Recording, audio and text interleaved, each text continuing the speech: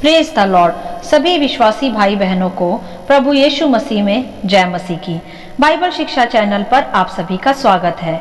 हमारे इस चैनल को देखने के लिए आप चैनल को सब्सक्राइब करें और बेल आइकन के ऑल बटन को जरूर दबाएं, तभी आपको हमारी आने वाली हर वीडियो का नोटिफिकेशन मिलता रहेगा। आज मैं आपके लिए बाइबल की पुस्तक से कैन और हाबिल की कहानी का संक्षिप्त विवरण लेकर आई हूँ, जो आपको उत्पत्ति अध्याय 4 में विस्तार से देखने को मिल जाएगा। आप इसे वहां से पढ़ सकते हैं। तो चलिए भाइयों बहनों, हम वीडियो स्टार्ट करते हैं। बाइबल दर्शाती है यहाँ कि यह उस समय की बात है जब आदम अपनी पत्नी हव्वा के पास गया और हव्वा ने फिर गर्भवती होकर कैन को जन्म दिया और उसने कहा कि मैंने यहोवा की सहायता से एक पुत्र पाया है। तब फिर हव्वा ने उसके भाई हाबिल को भी जन्म दिया।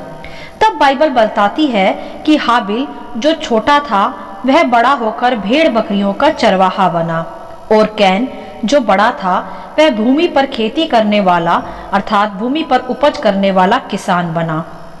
तब आगे हम देखते हैं कि कुछ दिनों के पश्चात कैन यहोवा के पास अपनी भूमि की उपज में से कुछ भेंट ले गया और इसी प्रकार हाबिल भी अपनी भेड़ बकरियों के कई पहलोठे बच्चे भेंट चढ़ाने ले आया और उसकी चर्बी भेंट चढ़ाई।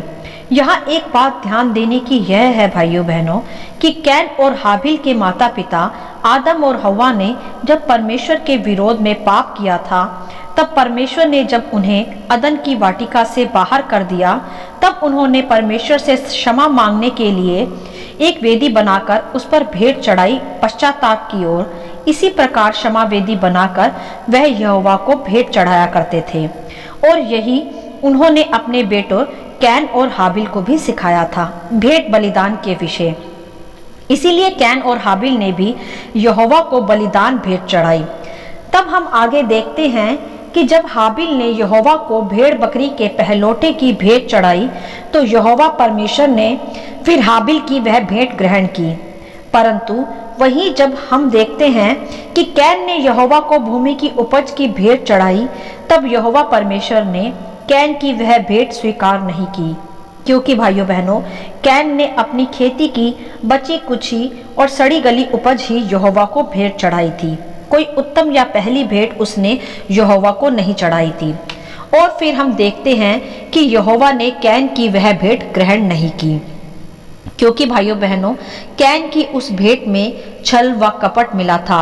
उसकी भेंट शुद्ध व हर्ष के साथ बोई नहीं गई थी और ऐसी भेंट परमेश्वर को ग्रहण योग्य नहीं होती।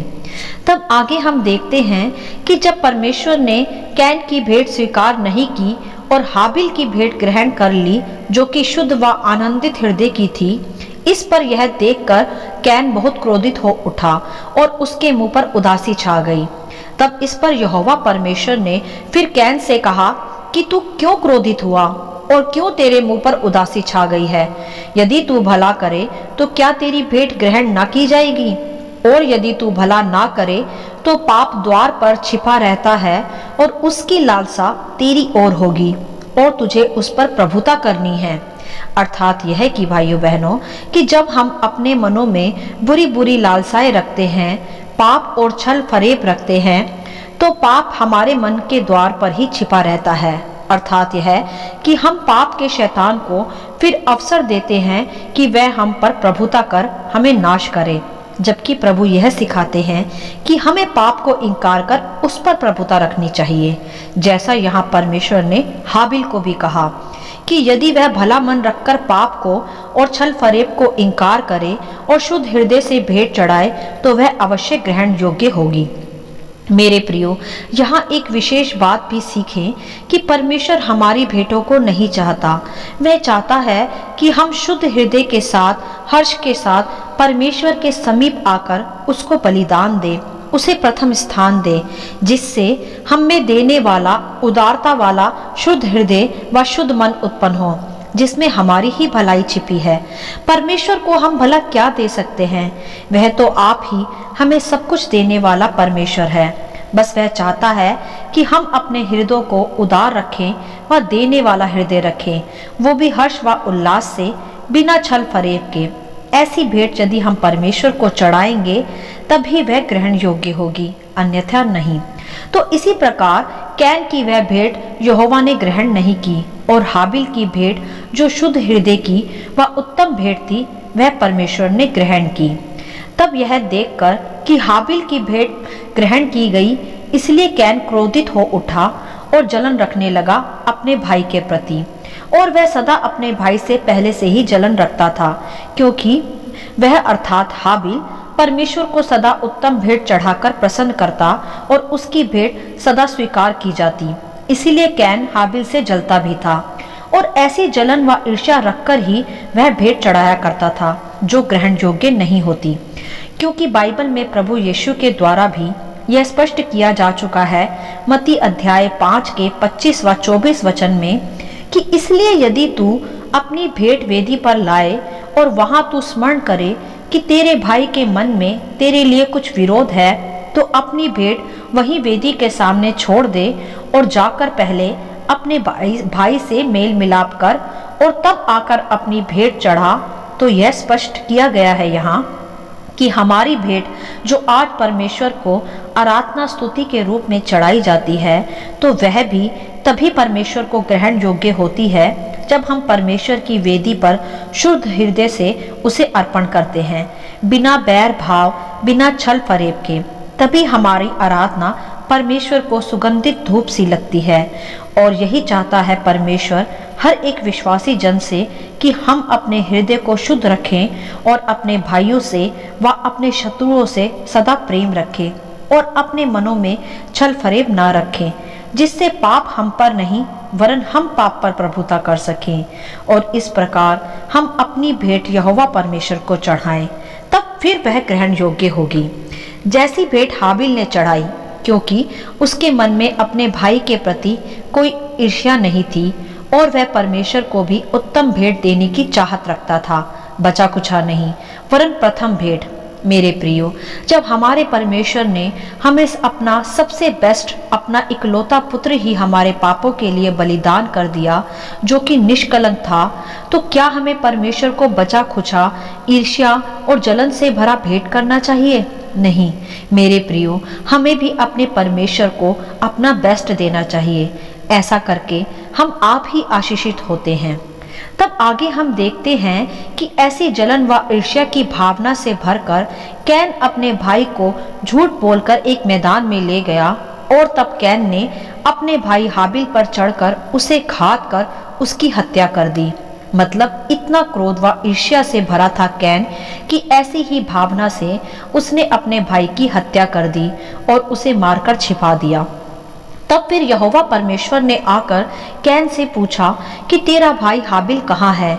यह ध्यान रखें पहले कि परमेश्वर सब कुछ जानता था कि कैन ने हाबिल की हत्या कर दी है, परंतु फिर भी परमेश्वर यह चाहते थे कि वह अपनी गलती को खुद स्वीकार करे, छिपाए नहीं। और जब परमेश्वर ने कैन से हाबिल के विषय पूछा तो कैन ने उत्तर दिया कि मालूम नहीं, क्या मैं अपने भाई का रखवाला हूँ? अर्थात यह है कि कैन ने वहां परमेश्वर के सामने अपने अपराध को स्वीकार नहीं किया वरन झूठ बोलकर छिपाया। मेरे प्रियो, यह झूठ का स्वभाव कैन में अपने पिता आदम से ही आया था। आदम से भी परमेश्वर ने फल खाने के पश्चात पूछा था तो उसने भी इसी तरह झूठ बोलकर दूसरों पर इल्जाम लगाया था। अपनी गलती परमेश्वर के सामने उसने नहीं मानी थी और इसी कारण आदम शापित हुआ और अब वही स्वभाव व शाप कैन में भी मिल गया। परंतु धन्य है हमारे प्रभु यीशु मसीह, जिसने आकर मनुष्य के सारे पीढ़ी दर पीढ़ी के शाप क्रूस पर तोड़ दिए। अब जो प्रभु पर विश्वास कर उसे अपना एकमात्र उद्धारकर्ता स्वीकार कर लेता है, वह पुरखाओं के शापों से आजाद होकर नई सृष्टि बन जाता है। हालेलुया। तब यही हम देखते हैं कि वहां कि कैन ने भी अपना अपराध परमेश्वर के सामने मानने की बजाय झूठ बोला। इस पर परमेश्वर ने उससे कहा कि तूने ऐसा क्या किया है जो तेरे भाई का लहू भूमि से मेरी ओर चिल्लाकर मेरी दुहाई दे रहा है? जी हाँ भाइयों बहनों, यह हाबिल का लहू पृथ्वी का पहला बहाया हुआ लहू था जो परमेश्वर से न्याय के लिए दुहाई दे रहा था। तब परमेश्वर ने फिर कैन से यह भी कहा कि अब भूमि जिसने तेरे भाई का लहू तेरे हाथ से पीने के लिए अपना मुंह खोला है, उसकी ओर से तू शापित है। और कहा कि चाहे तू भूमि पर कितनी भी उपज करे, तब भी तुझे उसकी पूरी उपज ना मिलेगी, और तू पृथ्वी पर भटकने वाला और भगोड़ा होगा।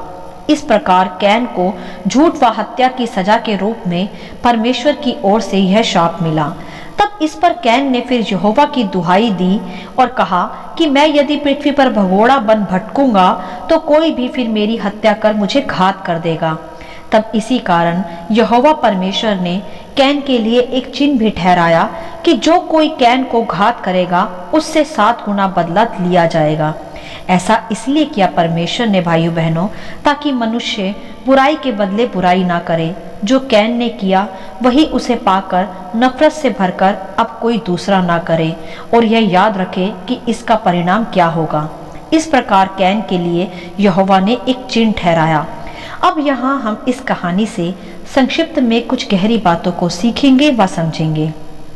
एक तो यह कि हमें सदा अपने परमेश्वर को उत्तम व प्रथम भेंट ही चढ़ानी चाहिए, जिसमें नफरत, जलन व ईर्ष्या और छल फरेब ना मिला हो। तभी हमारी स्तुति आराधना रूपी व दशमांश रूपी भेंट भी ग्रहण योग्य होंगी। ऐसा ना हो कि हमारे मनों में हमारे भाइयों के प्रति नफरत व जलन की भावना भरी हो और हम परमेश्वर को उसी मन से आराधना करें, तो उसका कोई लाभ नहीं, क्योंकि बाइबल भी कहती है, एक ही सोते से मीठा और कड़वा पानी नहीं निकल सकता। ऐसी आराधना व प्रार्थना ग्रहण योग्य नहीं होती प्रियो। और दूसरी बात जो हम इस कहानी से सीखते हैं वह यह है कि हमें कभी भी परमेश्वर से अपने अपराधों को छिपाना नहीं चाहिए। यदि जाने अनजाने हमसे कोई अपराध हो भी गया हो, तो हमें उसे परमेश्वर के सामने मान लेना चाहिए तथा फिर सच्चा पश्चाताप भी करना चाहिए। तब दयालु परमेश्वर हमारे अपराधों को क्षमा कर हमें फिर से मन फिराव का अवसर प्रदान करते हैं। परंतु यहाँ इस कहानी में हम देखते हैं कि कैन ने अपने पिता आदम की ही तरह परमेश्वर से झूठ बोला व अपने अपराधों को छिपाया, जिस कारण कैन भी शापित हुआ। तो हमें ऐसा बिल्कुल नहीं करना। परमेश्वर तो दयालु है, तरस से भरा है। यदि हम ईमानदार होकर अपने पापों को जीवित परमेश्वर के सामने मान लेते हैं, तो वह हमें अवश्य क्षमा करता है, क्योंकि वह आया ही पापियों को मन फिराव की आत्मा देने हैं। हालेलुया। और एक अन्य बात जो यहाँ सीखने की है वह यह है कि हमें कभी भी अपने भाइयों से जलन व ईर्ष्या नहीं रखनी चाहिए, चाहे वह कितने भी हमसे आगे हों। हमें सदा अपने मनों में अपने भाई व रिश्तों के लिए प्रेम ही रखना चाहिए। इसी से हम परमेश्वर की संतान कहलाते हैं, और वह हमारी भेंट भी स्वीकार कर हमारी प्रार्थनाओं का फिर उत्तर हमें देता है। आज जो भी भाई भाई को घात करते हैं, उनसे नफरत रखते हैं, उनका बुरा चाहते हैं, ध्यान दे कि वह उसी कैन के स्वभाव व आत्मा से भरे हैं, जिसने अपने भाई हाबिल की जलन व क्रोध के कारण ही हत्या कर दी थी। हत्या केवल लहू बहाना ही नहीं है मेरे प्रियो। हत्या हर वह बात है जिससे हम किसी अन्य की आत्मा को घात करते हैं, वह भी बाइबल के आधार पर हत्या ही है। तो मेरे प्रियो, ऐसी आत्मा व ऐसे कैन के स्वभाव से खुद को बचा कर रखें और शापित नहीं, परमेश्वर की आशीषित संतान बने, जो प्रेम व शुद्ध हृदय से परमेश्वर को प्रथम व उत्तम भेंट अर्पण करें। मेरे प्रियो, परमेश्वर को अपना उत्तम प्रथम स्थान, प्रथम समय और प्रथम फल प्रदान करें, क्योंकि उसने भी हमें अपना सबसे पहलोठा व बेस्ट दिया है, कोई आधा अधूरा या बचा हुआ नहीं। तो हमें भी परमेश्वर को अपना बेस्ट ही देना है और आशीषित और अनंत जीवन का वारिस बनना है। हालेलुया। आशा करती हूँ इस कहानी का संक्षिप्त विवरण आप सभी को समझ में आया होगा। परमेश्वर आपको अपनी पवित्र आत्मा की भरपूरी से सदा भरता रहे। यदि आप चाहते हैं कि दूसरे भी इसे सुनकर आशीष पाएं, तो आप दूसरों के साथ भी इसे शेयर कर सकते हैं, क्योंकि हमारे प्रभु यीशु मसीह की यही इच्छा है। आमीन and God bless you all.